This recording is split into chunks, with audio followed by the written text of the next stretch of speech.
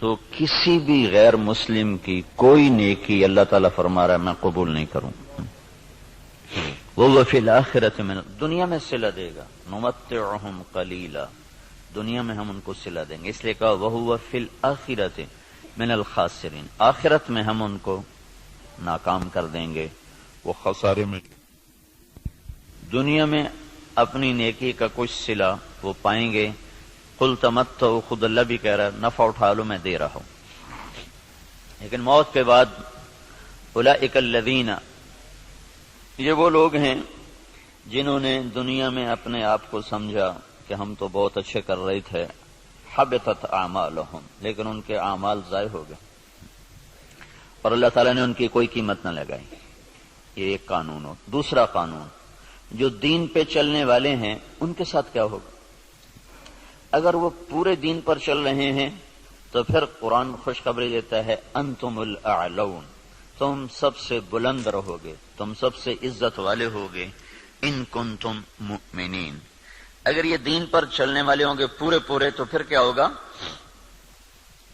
لفتحنا علیہم برکات من السماء والارض، زمین آسمان کی برکتوں کے دروازے تمہارے لیے اللہ تعالیٰ کھول دے گا. صرف دنیا میں اللہ کیا کرے گا اس کو میں آپ کو بتا رہا ہوں جو اللہ نے قرآن میں وعدے کیے ہیں. اگر تم پر کوئی دشمن چڑھ آتا ہے تو وَكَانَ حَقًّا عَلَيْنَا نَصْرُ الْمُؤْمِنِينَ، پھر میرے ذمے ہے میں تمہاری مدد کروں. اور اگر اللہ تمہاری مدد کرے تو پھر کیا ہوگا؟ پھر وَلَن تُغْنِيَ عَنْكُمْ فِئْتُكُمْ شَيْئًا وَلَوْ كَثُرَتْ وَأَنَّ اللَّهَ مَعَ الْمُؤْمِنِينَ. پھر ساری دنیا تم پہ چڑھائی کر دے اور اللہ تمہارے ساتھ ہو تو پھر تمہارا کوئی کچھ نہیں بگاڑ سکتا. اللہ کے محبوب کا فرمان ہے، مسلم شریف کی روایت ہے، صحیح ساری کتابوں میں ہے، لن یغلب 12,000 من قلت، 12,000 اگر مسلمانوں کی تعداد ہو پوری دنیا میں، صرف 12,000 اور باقی ساری دنیا کا باطل ایک طرف ہو، تو انہیں اس وجہ سے شکست نہ ہوگی کہ یہ تھوڑے تھے، اس وجہ سے شکست نہیں ہوگی. اگر 12,000 کو شکست ہوئی ہے 12 لاکھ کے مقابلے میں یا 12 کروڑ کے مقابلے میں، تو شکست کی وجہ اللہ تعالیٰ کا نبی فرما رہا ہے کمی نہیں ہے، شکست کی وجہ ان کا اللہ سے تعلق کا ٹوٹنا یا ان کے اندر گناہوں کا پایا جانا، ورنہ 12,000 مسلمان ساری دنیا کے لیے کافی ہیں. لن یغلب 12,000 من قلت، 12,000 پر کوئی غالب نہیں آ سکتا. وَأَنَّ اللَّهَ، ویسے تو ایک مسلمان ہو تو اس پہ کوئی غالب نہیں آ سکتا جب اللہ ساتھ ہو. نبی ایک ہی تو ہوتا ہے، اکیلا نبی ہوتا ہے اور سارا کفر اس کے سامنے ہوتا ہے. اور ہود علیہ السلام تو ایسی قوم کے سامنے آئے تھے جن کے قد اس پلر کو دگنا کرو تو تب جا کے ان کا قد بنتا تھا. اتنے قد آور قوم تھی کہ 30 40 ہاتھ، یعنی کوئی 60 فٹ ان کا قد بنتا تھا. اور ان کے مقابلے میں اللہ نے لشکر کی وجہ ایک بھیجا، صرف ہود. وَإِلَىٰ عَادٍ أَخَاهُمْ هُودًا، ہم نے عاد کی طرف ہود کو بھیجا تو سارے مل گئے لیکن ہود علیہ السلام کو ہاتھ نہیں لگا سکتے، ایک ہی کافی ہوتا ہے. لیکن یہ اسباب کی دنیا ہے، اسباب کی دنیا ہے، تو یہاں بطور سبب یہ معجزات کا جہان نہیں، نبیوں کا معاملہ اور ہوتا ہے اور امت کا معاملہ اور ہوتا ہے. نبیوں کے ساتھ اللہ تعالیٰ کا نظام خصوصی چلتا ہے اور عام انسانوں کے ساتھ اللہ تعالیٰ کا نظام عمومی چلتا ہے. ہمیں مکڑی کے جالے سے اللہ نہیں چھپائے گا. کافر پہنچ گئے اور سامنے کھڑے ہوئے ہیں، اور وہ جب آپ ہجرت کی رات نکلے 27 صفر نبوت کے 14ویں سال رات کو نکلے اور جا کر غار ثور میں چھپے تو کھوجی پاؤں کو دیکھتے دیکھتے غار پر پہنچ گیا لوگوں کو لے کر کہ یہاں پاؤں کا نشان ہے. لیکن اس کے پہنچنے سے پہلے اللہ نے ایک بیل اٹھائی، اس بیل میں مکڑیوں کو بھیجا، مکڑیوں نے جالا تن دیا اور ایک کبوتری نے انڈے دے دیے. جتنی دیر میں یہ لوگ پہنچے اتنی دیر میں یہ کام ہو چکا تھا. اب آگے کھوجی کہنے لگا پاؤں کا نشان یہاں تک، تو ابی بن خلف کہنے لگا یہ جالا تو محمد کی پیدائش سے بھی پہلے کا ہے، تو ہمیں کہاں لے کر آ گیا. اور دوسرا پھر آپ سامنے ہیں، یہ نہیں کہ کوئی چھپے میں غار ثور کو ٹیڑھا مڑا، سیدھا ایسے چوڑا سا دہانا ہے اور اس کے سامنے بیٹھا ہوا آدمی نظر آتا ہے. یہ اللہ کا خصوصی نظام ہے، یہ عام انسانوں کے ساتھ نہیں چلتا. اس لیے اللہ کے نبی نے سبب کی دنیا کے لیے فرمایا کہ 12,000 اگر مسلمان ہوں تو انہیں کمی کی وجہ سے شکست نہیں ہو سکتی. اسکندریہ بڑا مضبوط شہر تھا مصر کا، اس کو فتح ہونے میں دیر ہو گئی اور مسلمانوں کا لشکر تھا 4,000 کا. تو حضرت عمرو بن عاص رضی اللہ تعالیٰ عنہ نے عمر رضی اللہ تعالیٰ عنہ کو خط لکھا کہ یہاں بہت بڑا لشکر ہے اور میں 4,000 کے ساتھ ان کا مقابلہ نہیں کر سکتا، اب میری مدد کے لیے فوج روانہ کرو. تو عمر رضی اللہ تعالیٰ عنہ نے 4,000 اور بھیج دیے، 4,000، اور ان 4,000 کے ساتھ 4 آدمی ہیں، ایک زبیر بن عوام اور ایک مقداد بن اسود، یہ مہاجرین میں سے، اور عبادہ بن صامت اور مسلمہ بن مخلد، یہ انصار میں سے، 2 مدینے کے 2 مکہ کے. ان 4 کو ان کے ساتھ، تو یہ 4,000 جمع 4. تو عمر رضی اللہ تعالیٰ عنہ نے عمرو بن عاص رضی اللہ تعالیٰ عنہ کو خط لکھا کہ میں تیرے مدد کے لیے 4,000 آدمی بھیج رہا ہوں، ان کے ساتھ 4 آدمی اور ہیں، ان میں ہر آدمی 1,000 کے برابر ہے، 1,000 کے برابر ہے، لہذا میں 4,000 نہیں، میں 8,000 تیری مدد کے لیے بھیج رہا ہوں، اور تم پہلے سے 4,000 ہو تو تم 12,000 ہو گئے. تو 12,000 کو کمی کی وجہ سے کوئی شکست نہیں دے سکتا. تم جب میرا یہ لشکر پہنچے تو تم سارے مسلمانوں کو آخرت کی ترغیب دو اور اللہ کا نام لے کر قدم بڑھاؤ، اللہ تمہیں فتح عطا فرمائے گا. دنیا جن کی فراست کا لوہا مانتی ہے کافر بھی، اور وہ اتنے بڑے شہر پہ حملہ ہو رہا ہے، اور وہ کیا تدبیر اختیار کر رہے ہیں کہ 4,000 جمع 4 آدمی بھیج کر مطمئن بیٹھے، حالانکہ وہ 40,000 بھیج سکتے تھے. عمر رضی اللہ عنہ اس وقت اس سطح پر تھے کہ 40,000 بھیج سکتے تھے. 4,000 جمع 4.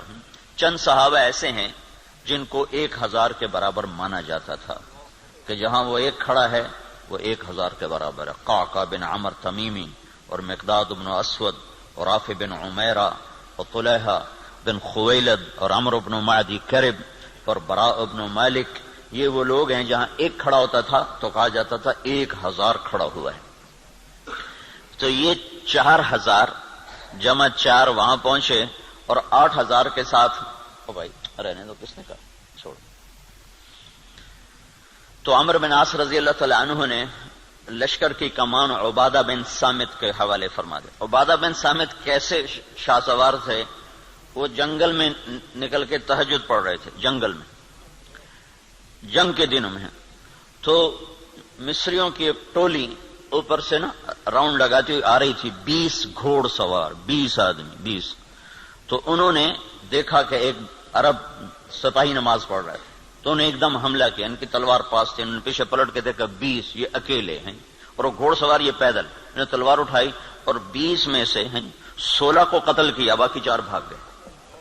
جب وہ بھاگے تو پھر اللہ اکبر، پھر نماز شروع کر. تو ان کے سر پہ انہوں نے امارت کا امامہ باندھا، کا آج تو بسم اللہ کر. تو عبادہ بن صامت رضی اللہ تعالیٰ عنہ بدری صحابہ میں سے ہیں، بدری صحابہ میں سے. تو یہ جو 4 آدمی بھیجے تھے، چاروں جنگ بدر کے شریک تھے. تو 12,000 نہیں تھے، 8,000 جمع 4 تھے. اور اسکندریہ جو مصر کا سب سے بڑا شہر تھا اور طاقتور اس کی فوج تھی، اللہ نے 8,000 کے ذریعے سے وہ زیر کروا دیا کہ 12,000 کو شکست ہو گئی. تو سمجھو کہ کمی کی وجہ سے نہیں، کوئی اور ہے. اب تو 1 ارب مسلمان ہیں، 1 ارب مسلمان ہیں، اور ذلت چھائی ہوئی ہے. اور اس سے عجب بات یہ ہے کہ دنیا کی سب سے طاقتور چیز اس وقت تیل ہے. تیل کے ساتھ پہیا گھومتا ہے، تیل کے ساتھ جہاز اڑتا ہے، بام گرانے کے لیے اسے تیل چاہیے. ساری دنیا کا 70% تیل اللہ نے مسلمانوں کی زمین کے نیچے رکھا ہوا ہے. دنیا میں جتنا تیل ڈھونڈا جا چکا ہے اس کا 70% اللہ تعالیٰ نے عربوں کو دے دیا ہے، مسلمانوں کو دے دیا ہے. ٹوٹل 30% ساری دنیا میں اور 70% مسلمانوں کی زمین میں، اور پھر ذلت. تو میں یہ بتا رہا تھا کہ اگر ہم پورے مسلمان ہیں تو پھر اللہ کا قانون کیا ہے؟ انتم الاعلون، ان کنتم مؤمنین، تم سے اونچا کوئی جا نہیں سکتا. وَلِلَّهِ الْعِزَّةُ وَلِرَسُولِهِ وَلِلْمُؤْمِنِينَ، عزت صرف تمہیں ملے گی، کافر کو ذلت ملے گی. لَفَتَحْنَا عَلَيْهِمْ بَرَكَاتٍ مِّنَ السَّمَاءِ وَالْأَرْضِ، زمین آسمان کی برکتوں کو میں دروازے کھول دوں گا اور تمہاری زمین کا ذرہ ذرہ وہ برکت بنے گا، آسمان کا قطرہ قطرہ وہ برکت بنے گا. تم پہ دشمن چڑھے گا تو کان حقا علینا نصر المؤمنین، میرے ذمے ہے میں تمہاری مدد کروں، میں خود آؤں گا. ان تستفتحوا فقد جاءکم الفتح وان تنتهوا فهو خیر لکم وان تعودوا نعود. اللہ اکبر. یہ جنگ بدر کی آیات ہیں. اللہ تعالیٰ کہہ رہا ہے پتہ چل گیا نا تمہیں کہ اللہ کس کے ساتھ ہے، اور تم کہا کرتے تھے حق کو واضح کر. آج حق واضح ہوا کہ تم ذلیل ہوئے اور بے ہتھیار بے سر و سامان وہ کامیاب ہوئے. اب جاؤ اور بس کر دو تو تمہارے لیے اچھی بات ہے. اگر تم لوٹو گے تو میں لوٹوں گا. ان تعودوا نعود، اگر تم آؤ گے تو میں آؤں گا. تو اللہ کے ساتھ کون لڑے؟ جب ہرمزان، تستر ایک جگہ تھی ایران کی کا ایک صوبہ تھا تستر، وہ 1 سال کے بعد فتح ہوا تھا. اس پر اتنی لمبی جنگ چلی کہ 1 سال، ایک قلعہ 1 سال لے گیا تھا. تو اس کے سردار ہرمزان پکڑا گیا، زندہ پکڑا گیا. تو عمر رضی اللہ عنہ نے فرمایا کہ اسے مدینے بھیجو. جب وہ مدینے پہنچا تو عمر رضی اللہ عنہ نے پوچھا بھائی کیا حال ہے؟ کہنے لگا کیا پوچھتے ہو، جب ہمارا تمہارا مقابلہ تھا تو ہم تمہیں اپنے جوتے کی نوک پہ نہیں لکھتے تھے، جب تم نے اللہ کو ہمارے سامنے کھڑا کر دیا تو اب اللہ سے کون لڑے؟ یہ ایک مجوسی ایرانی سردار کی بات تھی. جب اللہ کو سامنے کھڑا کر دیا تو اب اللہ سے کون لڑے؟ پھر وہ ایمان لایا، کلمہ پڑھا. حضرت عمر کے بڑے اچھے ساتھیوں میں وہ شمار ہوتے رہے رحمت اللہ علیہ. تو اگر پورا دین ہے تو پھر اللہ یہ قانون بتا رہا ہے. اگر ادھورا دین ہے پھر کیا ہوگا؟ پھر وہی ہوگا جو ہو رہا ہے. لیکن میں قرآن سے بھی بتاؤں گا کہ کیا ہوگا. ہوگا تو وہی جو ہم دیکھ رہے ہیں، لیکن اللہ کا قرآن بھی اس کی طرف نشاندہی کرتا ہے، بتلاتا ہے کہ اگر تم ادھورے چلو گے، پورے نہیں چلو گے. دیکھو نا 33 نمبر لے کر بھی تو آدمی پاس ہوتا ہے، لیکن کوئی اس کو جاب دیتا ہے، کوئی نوکری دیتا ہے. کہا جی کون سے ڈویژن ہے؟ کہا جی 3rd ڈویژن کا. جا جتی چاہتے ہونے نکل جائے. 1st ڈویژن والے کو لوگ دیکھتے ہیں کہ ہاں بھائی کتنے نمبر لیے تھے آپ نے، کتنا ایکسپیرینس ہے آپ کا. تو ہم 33 نمبر والے مسلمان ہیں، تو اللہ سے ہم مانگتے ہیں 100 نمبر والا معاملہ. تو اب اللہ تعالیٰ کا قرآن بتاتا ہے، کیا کہتا ہے؟ وَلَنُذِيقَنَّهُمْ مِنَ الْعَذَابِ الْأَدْنَى دُونَ الْعَذَابِ الْأَكْبَرِ لَعَلَّهُمْ يَرْجِعُونَ. جب تم ادھورے چلو گے نا، کبھی نماز پڑھی کبھی چھوڑ دی، کبھی روزہ رکھا کبھی چھوڑ دیا، کبھی حلال کھایا کبھی حرام کھایا، کبھی جھوٹ بولا کبھی سچ بولا، کبھی سود پہ چلے کبھی حلال پہ چلے. جب تم یہ سارا گڑبڑ کر دو گے تو پھر میں کیا کروں گا؟ وَلَنُذِيقَنَّهُمْ مِنَ الْعَذَابِ الْأَدْنَى، میں تمہیں چھوٹے چھوٹے عذاب دوں گا. دون العذاب الاکبر، بڑا عذاب نہیں دوں گا. بڑا عذاب کیا ہے؟ قرآن کی دوسری آیت فَيُعَذِّبُهُ اللَّهُ الْعَذَابَ الْأَكْبَرَ يَصْلَى النَّارَ الْكُبْرَى. جہنم کی آگ، دوزخ کی آگ، یہ بڑا عذاب ہے اور یہ خوفناک عذاب ہے. اس سے توبہ توبہ. اوہو انہا لظا، بھڑکتی ہے، نزاعۃ للشوا، کھال کھینچ دیتی ہے.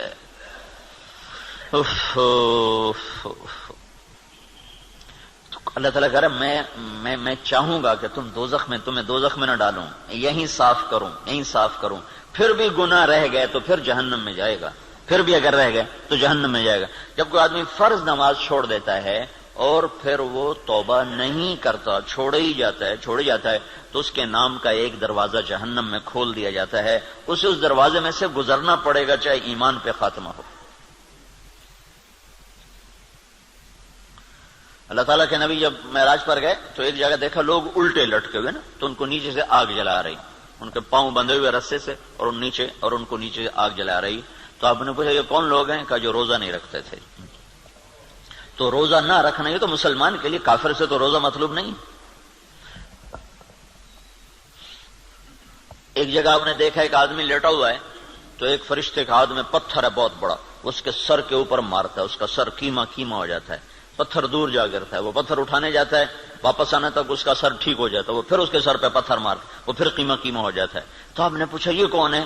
کہ یہ وہ جو عشاء کی نماز پڑھے بغیر سو جاتا تھا، جو عشاء پڑھے بغیر۔ اور لاکھوں کروڑوں مسلمان ایک نماز بھی نہیں پڑھتے، عشاء کی کیا بات ہے، ایک بھی نہیں پڑھتے۔ تو بڑا عذاب آگے کا ہے، بہت خوفناک ہے، بہت خوفناک ہے۔ آگے آپ گئے تو آپ نے دیکھا ایک آدمی کا پیٹ ہے جیسے گنبد ہوتا ہے، گنبد کی طرح بڑا پیٹ ہے، اس پیٹ کے اندر سانپ گھسے ہوئے ہیں اندر، اور اس کو اندر سے ڈس رہے ہیں، اس کی چیخ و پکار ہے۔ تو آپ نے کہا یہ کون ہے؟ کہ یہ سود کھانے والے۔ تو بڑا عذاب آگے ہے، زلزلہ، دشمن کی چڑھائی، دشمن کے ہاتھوں قتل، دریاؤں کا سوکھ جانا، بجلی کا ختم ہو جانا، محبتوں کا اٹھ جانا، برکتوں کا اٹھ جانا، آپس کی لڑائیاں، قتل و غارت، بد امنی، مہنگائی، یہ ہے وَلَنُذِيقَنَّهُم مِّنَ الْعَذَابِ الْأَدْنَىٰ، چھوٹے چھوٹے عذاب دوں گا، دون العذاب الاکبر، بڑا نہیں دوں گا، لعلہم یرجعون، شاید تم مسجدیں بھر دو اور تم توبہ کر لو اور تم اللہ کے سامنے جھک جاؤ اور تم اللہ کو منا لو اور اللہ کے نبی کے طریقوں پر آ جاؤ، تو ما یفعل اللہ بعذابکم ان شکرتم وآمنتم وکان اللہ شاکرا علیما۔ اللہ تعالیٰ فرماتا ہے تمہیں سزا دے کے مجھے کیا خوشی ہوتی، تمہیں سزا دے کے مجھے کیا خوشی ہوتی، تم انسان بنو، جو کہتا ہوں کرو، جس سے روکتا ہوں چھوڑو، تو میں تمہیں عذاب دے کے مجھے کوئی خوشی نہیں ہے، لیکن تم میرے مان کے چلو، میرے بن کے۔ آپ 5000 تنخواہ دے کر اگلے کی کھال اتار دیتے، ذرا سا گڑبڑ کر دے تو اس کی ماں بیٹی نہیں چھوڑتے، اور اللہ تعالیٰ سر سے لے کر پاؤں تک وجود دیتا ہے، ایک سیل ساری دنیا مل کے نہیں بنا سکتی، ایک سیل میں جو جہان کام کر رہا ہے ساری دنیا عاجز ہے اس ایک سیل کا، صرف ایک سیل کا جہان سمجھنے سے دنیا کا انسان عاجز ہے، اور کئی کھرب سیلز جمع ہوتے ہیں تب اللہ ایک انسان بناتا ہے، ہر سیل میں ایک کائنات ہے جس کا نظام اللہ تعالیٰ چلاتا ہے، تو اس کے بعد اس کا اتنا حق نہیں ہے کہ میری مان کے چل، میری مان، اطیع اللہ و اطیع الرسول، اللہ کی مانو اور اللہ کے رسول کی مانو، اپنی مرضی پہ نہ چل۔ اور پھر اس میں اللہ تعالیٰ ایک ہمارے ساتھ سودا کرتا ہے کہ عبدی انت ترید وانا ارید ولا يكون الا ما ارید فان سلمت لي فيما ارید كفيتك فيما تريد وان لم تسلم لي فيما ارید اتعبتك فيما تريد ولا يكون الا ما ارید۔ اے میرے بندے، ایک تیرا ارادہ ہے، ایک تیرے رب کا ارادہ ہے، جو تو چاہتا ہے وہ اللہ کے ارادے کے بغیر نہیں ہو سکتا، جو اللہ چاہتا ہے وہ تمہارے بغیر کر دیتا ہے۔ تو ایک کام کرو، یہ اس چند روزہ زندگی میں جو میں کہوں کرتے جاؤ کرتے جاؤ کرتے جاؤ کرتے جاؤ، یہ نہ دیکھو کہ نفع کیا ہے نقصان کیا ہے، یہ دیکھو کہ اللہ کیا چاہتا ہے اور اللہ کا رسول کیا کہتا ہے، بس تم یہ کرتے جاؤ تو کیا ہوگا، کفیتک فیما ترید، جو تم چاہو گے میں کر دوں گا۔ وَإِن لَّمْ تُسَلِّمْ لِي فِيمَا أُرِيدُ، اگر تم نے یہ نہ کیا تو أَتْعَبْتُكَ فِيمَا تُرِيدُ وَلَا يَكُونُ إِلَّا مَا أُرِيدُ، تو پھر میں تمہیں تیری چاہتوں میں تھکا دوں گا، تجھے خوار کر دوں گا، اور ہوگا وہ جو تیرا رب چاہتا ہے۔ تو ادھورے دین پر کیا ہوتا ہے، ادھورے دین پر ہاں اللہ تعالیٰ یوں کہتا ہے، ضرب اللہ مثلا قریة كانت آمنة مطمئنة يأتيها رزقها رغدا من كل مكان فكفرت بأنعم الله فأذاقها الله لباس الجوع والخوف بما كانوا يصنعون۔ جب تم دین پر چلتے ہو تو اللہ کہتا ہے میں خوف دور کر دیتا ہوں، ولا يبدلنهم من بعد خوفهم امنا، میں خوف دور کرتا ہوں، امن قائم کرتا ہوں، بے برکتی دور کرتا ہوں، برکتیں لے کر آتا ہوں۔ اور جب تم بگڑتے ہو تو پھر میں کیا کرتا ہوں کہ میں ساری برکتیں واپس لیتا ہوں، پھر اور کیا کرتا ہوں، پھر میں خوف طاری کرتا ہوں اور بھوک طاری کرتا ہوں، فَأَذَاقَهَا اللَّهُ لِبَاسَ الْخَوْفِ وَالْجُوعِ۔ جب تم میری مانتے ہو تو زمین آسمان تمہاری نوکری کرتے ہیں، اور جب تم پھر ٹکراتے ہو تو پھر کیا ہوتا ہے کہ میں برکتیں واپس لیتا ہوں اور بھوک اور خوف کا لباس پہنا دیتا ہوں۔ دیکھو یہاں لباس کا ہے، لباس ہے، لباس سارے جسم پر ہوتا ہے، خوف دل کی کیفیت کا نام ہے اور بھوک پیٹ کی کیفیت کا نام ہے۔ صرف پیٹ میں بھوک ہوتی ہے اور سارا بدن بے قرار ہوتا ہے، صرف دل میں خوف ہوتا ہے اور سارا بدن بے قرار ہوتا ہے، اور اگر جسم کے ایک ایک رونگٹے میں بھوک پڑ جائے اور ایک ایک رونگٹے میں بھوک ڈال دی جائے اور ایک ایک رونگٹے میں اللہ تعالیٰ خوف ڈال دے تو پھر اس آدمی کا کیا حال ہوگا، یا اس معاشرے کا کیا حال ہوگا جس کے روئیں روئیں میں خوف اور بھوک کو ڈال دیا جائے۔ تو یہ اللہ تعالیٰ چھوٹے عذاب کی نشاندہی کر رہا ہے اپنی کتاب میں، اپنے قرآن میں، کہ جب تم نافرمانیاں کرتے ہو تو ظہر الفساد فی البر والبحر، زمین و آسمان میں، بر خشکی اور تری میں، کبھی سمندروں میں موجیں اٹھتی ہیں، کبھی زمین کی برکتیں گم ہو جاتی ہیں، کبھی زمین کپ کپاتی ہے، کبھی پہاڑ لرز جاتے ہیں، کبھی آسمان بے موسم بارشوں پہ اتر آتا ہے، کبھی ہوائیں پاگل ہو جاتی ہیں، کبھی محبتیں مٹ جاتی ہیں۔ یہ کیوں ہوتا ہے؟ یہ کیوں ہوتا ہے؟ جب تم بما کسبت ایدی الناس، یہ تمہارے اپنے ہاتھوں کی کمائی سے ہوتا ہے، تمہارے اللہ کا نہ ارادہ نہیں، تمہارے اپنے ہاتھوں سے ہوا ہے۔ بما کسبت ایدی الناس، یہ تمہارے اپنے ہاتھوں کی وجہ سے ہے۔ لیذیقہم بعد الذی عملوا، اللہ کہہ رہا ہے یہ تمہارے پوری سزا نہیں ہے، چھوٹی سزا، تھوڑی سزا، تھوڑی سزا کہ تم اللہ کی طرف رجوع کرو۔ تو بھائیو، مکمل دین ہے تو اللہ کا قانون اور ہے، ادھورا دین ہے اللہ تعالیٰ کا قانون اور ہے۔ زمین آسمان اللہ کے ہیں، قانون بھی اللہ کا چلتا ہے، زمین آسمان اللہ کی بادشاہی ہے، حکم بھی میرے اللہ کا چلتا ہے، یہاں کوئی پر نہیں مار سکتا، دم نہیں مار سکتا۔ ایک کتاب میں نے حدیث پڑھی، اللہ تعالیٰ نے ایک نبی سے فرمایا، یاد رکھ تیرے بدن پہ جو مکھی بیٹھتی ہے نا، وہ بھی تیرے رب کی اجازت سے بیٹھتی۔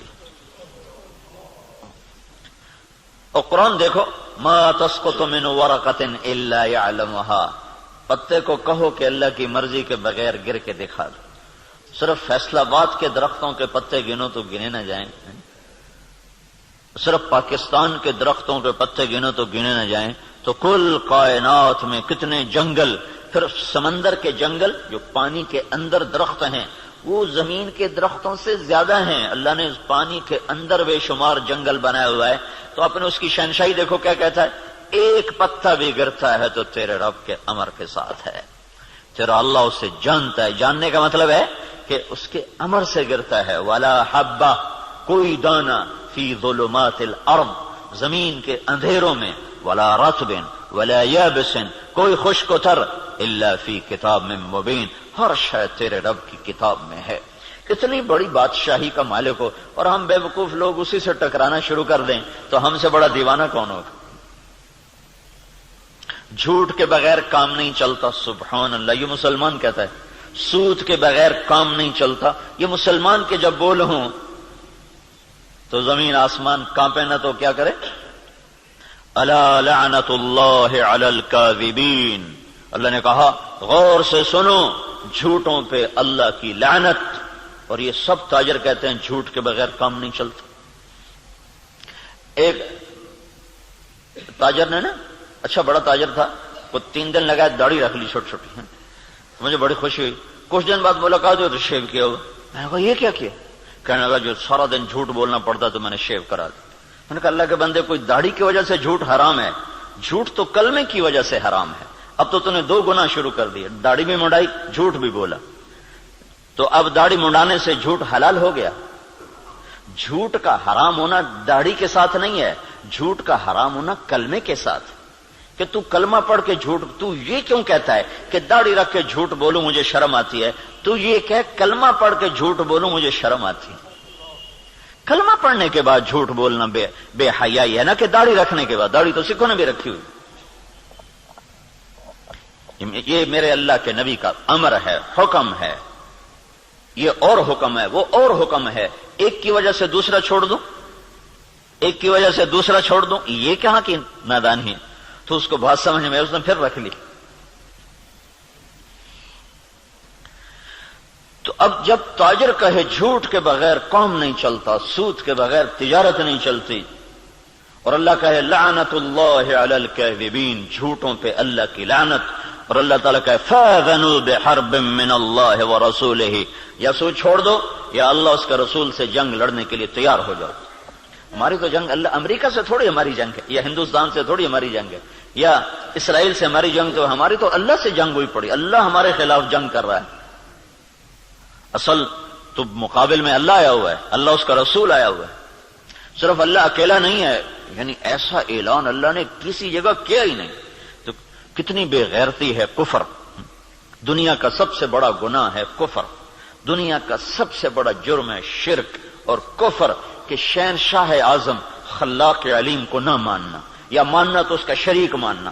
اللہ تعالیٰ نے اس کے لیے نہیں کہا کہ میں تیرے خلاف لڑائی کروں گا.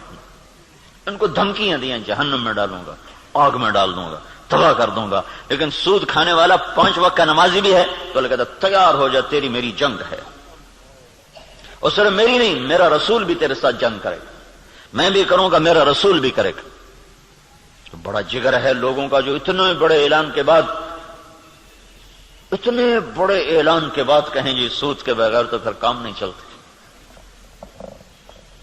تو یہ جب دین ادھورا ہوتا ہے تو پھر کیا ہوتا ہے, یہ سارا میں آپ کو قرآن پاک سے بتا رہا ہوں.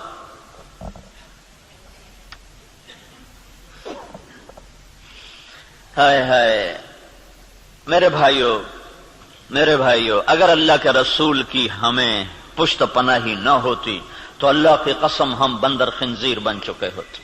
دعا دو اس مدینے والے کو جو اتنا رویا ہے. کوئی نبی اتنا نہیں رویا کہ اللہ کو جبریل بھیجنا پڑے کہ بس کر اتنا نہ رو. کوئی نبی اتنا نہیں رویا ہے. اور تمہارا نبی اتنا رویا ہے کہ ایک دفعہ نہیں سینکڑوں دفعہ جبریل آیا ہے, یا رسول اللہ کہہ رہا ہے اتنا نہ رو.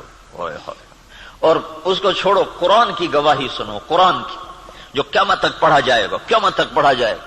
اور ہر گھر میں ہے. حدیث پاک تو انہی کے گھر میں ہوگی جس کو تھوڑا حدیث کا علم ہے, لیکن قرآن تو ہر پڑھے لکھے ان پڑھ کے گھر میں ہوتا ہے. تو میرا اللہ قرآن میں اپنے نبی سے کہتا ہے فَلَا تَذْهَبْ نَفْسُكَ عَلَيْهِمْ حَسَرَاتٍ. میرا نبی یہ انسانوں کے لیے اتنا نہ رو کہ روتے روتے تو خود ختم ہو جائے. یہ اگر ان کے آنسو نہ ہوتے اور ان کی دعائیں نہ ہوتی اور ان کا رونا دھونا نہ ہوتا تو اللہ ہم پر بھی ایسے ہی رندہ چلاتا جیسے پہلی قوموں پہ رندہ چلا کہ بندر بنا دو, خنزیر بنا دو, پتھروں سے دبا دو, پانیوں سے بہا دو, ہواؤں سے اڑا دو, کر دیتا. اللہ کی ہم سے کیا رشتہ داری, کیا تعلق. ان اللہ لغنی عن العالمین. اللہ میں سب سے بے نیاز, سب سے غنی. سب سے پہلا رسول نوح علیہ الصلوۃ والسلام, اور 5 بڑے رسولوں میں ایک نوح علیہ السلام, ابراہیم علیہ السلام, موسیٰ علیہ السلام, عیسیٰ علیہ السلام, محمد صلی اللہ علیہ وسلم. 5 بڑے رسولوں میں 1,24,000 نبی اور رسول, 313 رسول. پھر 313 میں 5 سب سے اعلی نمبر, ان میں سب سے بڑے محمد الرسول اللہ صلی اللہ تعالی علیہ وسلم ہیں. تو اللہ تعالیٰ نوح علیہ السلام سے اللہ نے کہہ دیا انی اعظک ان تکون من الجاہلین. اللہ اکبر, اللہ اکبر. نوح دوبارہ سفارش کی تو نبوت جا سکتی ہے. اللہ اکبر. حالانکہ اللہ نے لینی نہیں تھی, لیکن اللہ نے اپنی بے نیازی دکھائی ہے کہ میں نے تمہیں کہا تھا کافر کے لیے دعا نہ کرنا, کافر کے لیے دعا نہ کرنا, اور یہ کافر ہے. انہ لیس من اہلک انہ عمل غیر صالح فلا تسألنی ما لیس لک به علم انی اعظک ان تکون من الجاہلین. اس لیے تو نوح علیہ السلام قیامت کے دن کہیں کہ میں نہیں سفارش کر سکتا, میں نے اپنے بچے کے لیے دعا مانگی تھی. اور نوح علیہ السلام کو پتہ نہیں تھا کہ یہ کافر ہے. اگر پتہ ہوتا تو کبھی نہ مانگتے. اس لیے انہوں نے کہا لا تکن من الکافرین. اگر پتہ ہوتا تو کہتے لا تکن من الکافرین. انہیں پتہ نہیں تھا, وہ منافق تھا. کہا لا تکن مع الکافرین. مع اور من, مع کا مطلب تھا کہ تو مسلمان ہے, تو کافروں کے ساتھ کیوں جا رہا ہے. ان کو معلوم نہیں تو اس نے اپنا کفر چھپائے رکھا. اگر معلوم ہوتا تو پھر کہتے لا تکن من الکافرین, کافروں میں سے مت ہو. تو نے کہا نوح دوبارہ بات نہیں کرنی ہے, دوبارہ نہیں بات کرنی ہے. تو اللہ تو اتنا بے نیاز ہے, تو ہماری کیا حیثیت. یہ تو اس سے محمد مصطفیٰ سے اللہ نے پیار ہی ایسا کیا ہے کہ اس کے طفیل ہم بھی نبھ گئے, اور ہماری بھی لاٹری نکل آئی کہ اللہ نے ہمیں حضرت محمد صلی اللہ تعالی علیہ وسلم کا امتی بنا دیا, اور ان کی دعائیں بیچ میں حائل ہو گئیں. یا رب امتی امتی, یا رب امتی امتی, کہ آخر ایک رات آپ رو رہے ہیں اور کہہ رہے ہیں یا اللہ, ابراہیم علیہ السلام نے کہا تھا فَإِنَّهُ مِنِّي وَمَنْ عَصَانِي فَإِنَّكَ غَفُورٌ رَحِيمٌ. یا اللہ جو میرے یہ آپ نے بات دہرائی قرآن کی آیت، پھر کہا یا اللہ عیسیٰ علیہ السلام نے تجھ سے کہا تھا ان تعذبہم فإنہم عبادک وإن تغفر لہم فإنک انت العزیز الحکیم، اے میرے رب تو انہیں معاف کر دے، تو مہربان ہے، تو انہیں پکڑ لے تو رب ہے، عذاب دینا تجھے حق ہے، معاف کرنا بھی تیری رحمت ہے، تیری مرضی ہے۔ دونوں نبیوں نے کہا تیری مرضی، یا اللہ نہ میں ابراہیم کی کہتا ہوں نہ میں عیسیٰ کی کہتا ہوں، میں تو اپنی کہتا ہوں، یا رب امتی امتی یا رب امتی امتی یا رب امتی۔ تیار کردہ مواعظ اسلامیہ کیسٹ سینٹر بیرون تبلیغی مرکز ابدالی روڈ ملتان 24 گھنٹے رابطے کے لیے 0301 74 60 371 پر رابطہ کریں۔ ابراہیم کی کہتا ہوں نہ میں عیسیٰ کی کہتا ہوں، میں تو اپنی کہتا ہوں، یا رب امتی امتی یا رب امتی امتی یا رب امتی امتی۔ یا اللہ میری امت کو معاف کر دے، یا اللہ میری امت کو معاف کر دے، یا اللہ نہیں کرنا پھر بھی کر دے۔ اور اتنا روئے کہ پھر جبریل کو آنا پڑا، یا رسول اللہ تعالیٰ پوچھ رہے ہیں آپ کیوں رو رہے ہیں؟ کہا جبریل مجھے میری امت رلا رہی۔ تو پھر اللہ تعالیٰ نے پیغام بھیجا سنردیک فی امتک، میں تجھے تیری امت کے بارے میں خوش کر دوں گا۔ یہ دعائیں بیچ میں حائل ہیں، ورنہ اللہ کو کیا پرواہ ہے۔